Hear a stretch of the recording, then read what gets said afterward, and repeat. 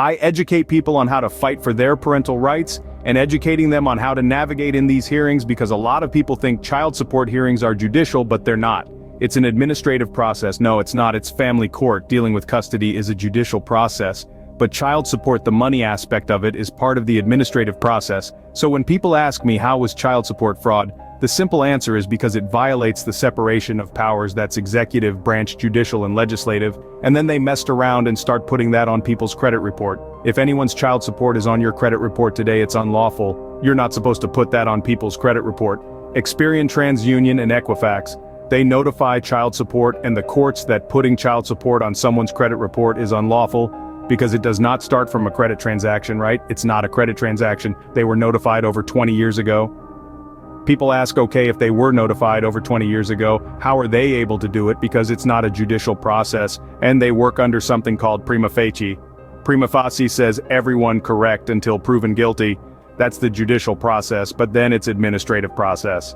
Prima facie says the courts are taking everything that is filed as true and correct until you provide evidence to show that it's not so. They're just waiting on you. It's in the laws, but my people perish because of lack of knowledge. It's in the laws and not a legal defense. So somebody ask us in the questions, because it is two different things. There's one thing about getting locked up for child support. It's another thing for it being on your credit report. If you've ever been to jail for child support, it's unlawful. It literally says that if where child support is a debt, let's just start there, and the only debt that you can go to deal for is debt based upon fraud. That's 28 USC 2007 debt. Going to jail for debt is unconstitutional. Only day you can go to jail for is debt based upon fraud. There's a Supreme Court case law to support it as well. Why is there? You can Google it. Google is your best friend. So my people getting locked up, they getting their paychecks garnished, they're getting their credit messed up, all because they're not educated. There it is. You have to invoke your rights as prima facie. It says the courts take everything that is filed as true and correct until you provide evidence to say that it's not.